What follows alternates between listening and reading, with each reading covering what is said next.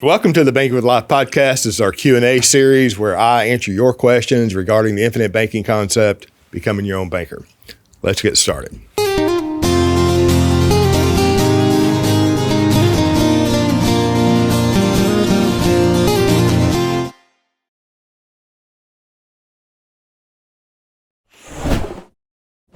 When taking a loan, would it be ideal to have the cash flow to cover the premium plus the loan repayment, rather than taking surrenders or dividend credits?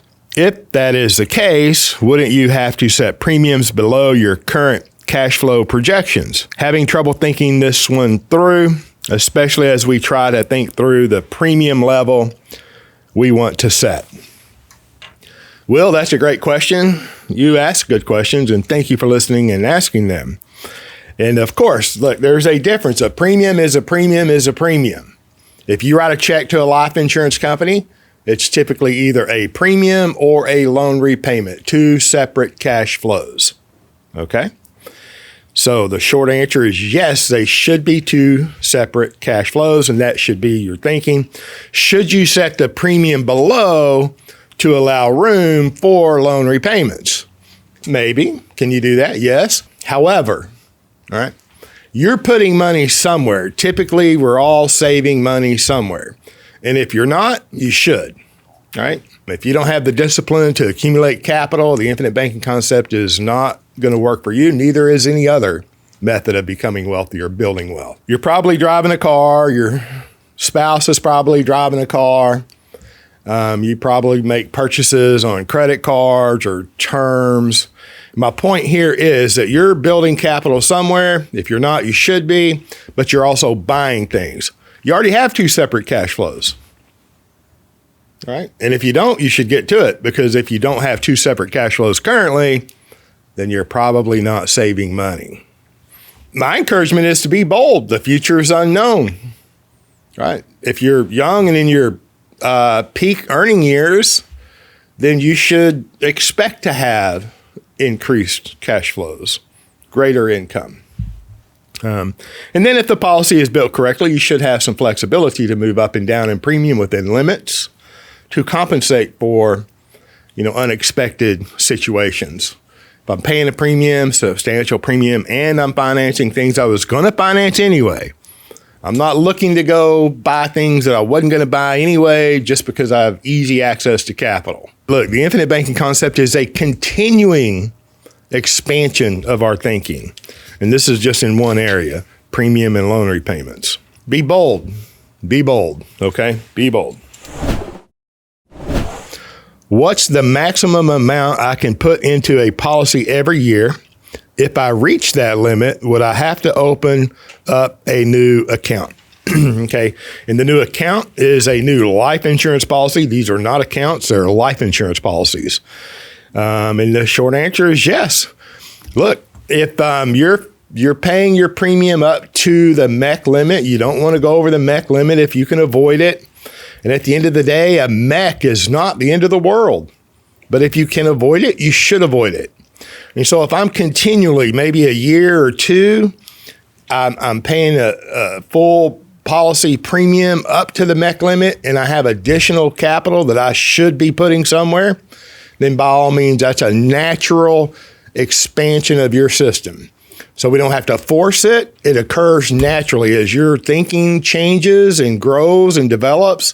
When you see things you didn't see previously, you'll see where you can find premium dollars that you didn't see before. And expansion is okay. So the short answer is yes, buy another life insurance policy.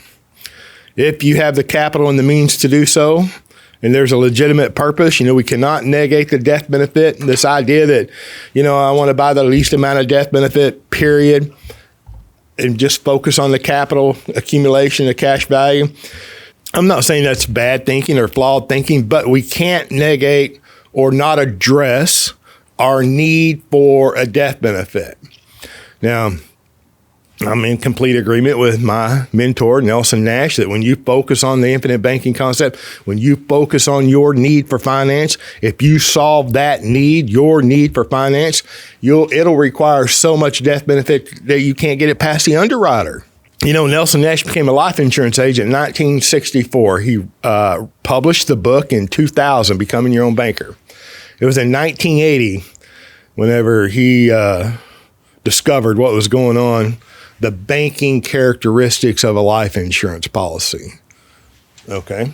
So, his experience should shave about 10 or 15 years off of your learning curve. My point being is it doesn't all have to take place tomorrow. Becoming your own banker. It is a process. Banking is a process. So we don't have to artificially build policies and make decisions to get this artificial head start. Just correcting our course is monumental in the result. This is another beautiful question. Jennifer asked, would it be logical to say, with all things taken into account, i.e. taxation, fees, volatility, etc., that if properly implemented, the infinite banking concept will get us to the same place as the stock market, but without the risk of the stock market? For, as you say, passive income time, i.e. retirement, I am asking in context of all possible outcomes, best, worst, or somewhere in the middle. Thank you. The future is unknown. Right, when we build a life insurance policy, we create the illustration. The illustration is wrong as soon as you hit print. Now, the illustration assumes that nothing changes in the future. Interest rates stay the same. Mortality cost to the life insurance company stays the same. The portfolio return of the life insurance company stays the same. The profitability of the life insurance company stays the same. And all of that changes. Every bit of it is going to change in the future. So the illustration is wrong whenever we push print. That's not to say that it's completely negative, right? There is a guaranteed side of the ledger. If you pay this premium, whatever it is, the life insurance company at the end of the year guarantees a certain death benefit and a certain cash value. That does not include the non-guaranteed side of the ledger, the right side, the dividends. So, because the dividends are not guaranteed. Well, your premium payment, whether you pay a premium as illustrated or not, is unknown too. Right? Your circumstances can change in the future and will, and I hope they change for the better. But the short answer to your good question is, do you want to rely on the stock market, something that you can't control, neither can I, that's manipulated? In my humble opinion, every market on the face of this earth is manipulated. And I'm not saying that you shouldn't put money there. You should put money there. You should work with a qualified financial professional to help you determine where you're building capital. That's my opinion. Okay. Now, if I'm going to accumulate money, capital, and I'm going to enjoy the things that I want to enjoy throughout my life, and I want my family to enjoy the things that they need and want, i.e. cars, travel, education, where investments, if I choose to make investments. Do I want to be dependent upon the third-party lender? Do I want to go to the bank, the mortgage lender, the credit card companies, and be beholden to them? Ask for money, roll up my sleeve and show them my credit score. Then they're going to dictate to me the interest rate that I must pay and the terms that I must adhere to. I've had enough of that in my life personally, and the short answer for me is no thank you. So I'm going to finance. I'm going to make purchases throughout my life, and you are as well. And you're either going to pay cash for those purchases and therefore give up interest you could have otherwise earned, or you're going to formally finance them and pay interest to someone else, period. My point is this. I'm going to make purchases throughout my life. I want to become my own banker. I want to control those cash flows, the loan repayments, the terms, the price of the purchase. I want to control all that. If I build capital in a life insurance policy, it's a guaranteed contract, right? It's a Einbahnstrasse. It's a unilateral contract. They can't change anything about that contract, the life insurance company. private contract between private individuals and entities. I build capital there, and I'm going to collateralize that capital on demand by contractual right. Send me a check, life insurance company. The money never came out of the life insurance policy. The cash value is still there. But I have the life insurance company's money in hand, collateralizing that life insurance policy cash value that does not affect that policy's accumulation. That if I continue to pay a premium, the cash value is going to continue to accumulate. The dividend is going to be continued to be paid if it's a non-direct recognition company, and that's a whole nother episode. And the death benefit is going to increase, partially on a guaranteed basis and partially on a non-guaranteed basis, the dividend. I have the capital. I'm going to go make a purchase on whatever I was going to purchase anyway. All right. Now, if I focus on the banking function in my life, if I focus on controlling the banking function in my life over my lifetime, what is the end result of that compared to the stock market, compared to real estate, compared to anything else? I do not know. But it's not mutually exclusive. I can do this. I can practice becoming my own banker, and I can borrow money from the life insurance company, collateralizing my cash value, and I can invest in anything that I want to. Whether it's a stock market in the U.S., around the world, real estate, hogs, cattle, horses, land, whatever it is, precious metals. Maybe I want to do some of all of that because I don't know what I want to do.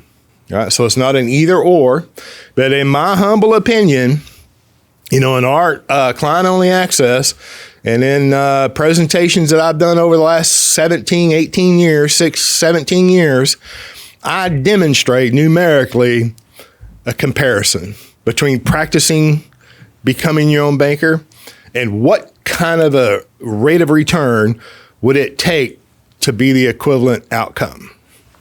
So in my humble opinion is me. I prefer to pay high premium with high cash value life insurance with a mutual life insurance company. And yes, I'm a life insurance agent and I get paid commissions, no question. But I do that. That's what I would do. That's what I prefer to do. And I show my clients and anyone who's interested how to do it correctly. So, Jennifer, that was a great question. And man, I appreciate the opportunity to answer a question like that. And the result is always going to be better than you expected, about what you expected, or a little bit less than what you expected. Some of which you can control and some of which you cannot control. Okay? Hope that helps. Great Thanksgiving episode, James. Nicholas, thank you, young man, for listening, and I appreciate your comments.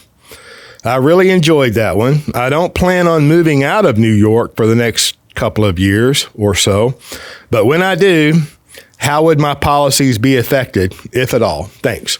Nicholas, your policies won't be affected by your move whatsoever. You know how many hundreds of thousands of other people are moving out of New York, right? It doesn't matter. It's not going to affect your policy where you live or where you move. You can even move out of the country and your policy won't be affected. Now, if you do move out of the country, you have to move into a country that has some kind of agreement with U.S. banking laws and the U.S. banking system, but your policy is not affected. If you graduate, the death benefit's paid. If you have loan values available, you have the ability to request that loan, and nothing in the contract changes.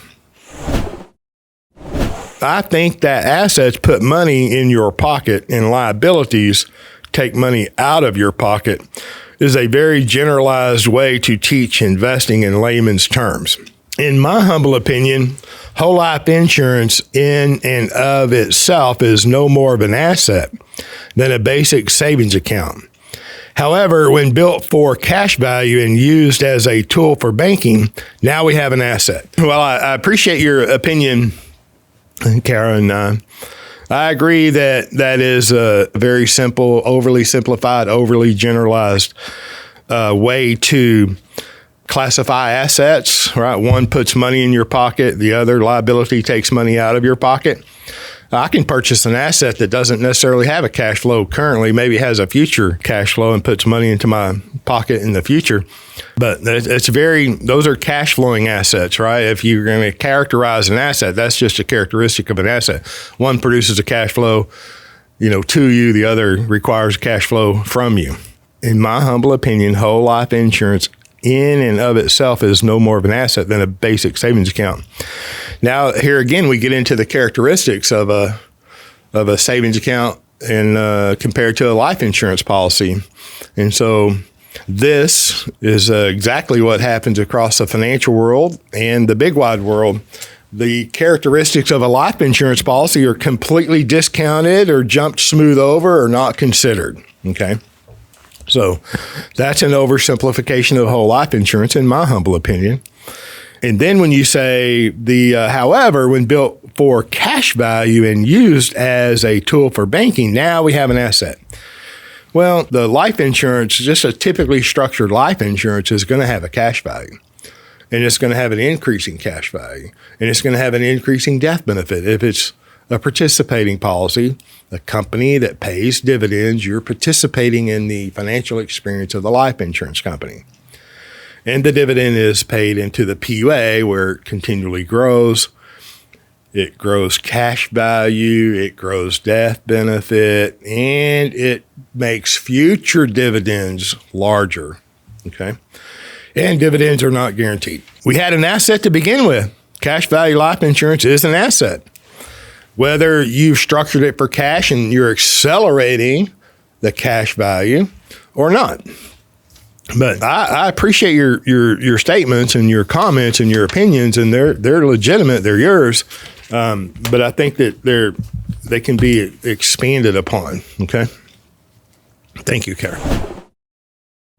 Thank you for listening. If you have a question that you would like answered, email me at james@bankingwithlife.com.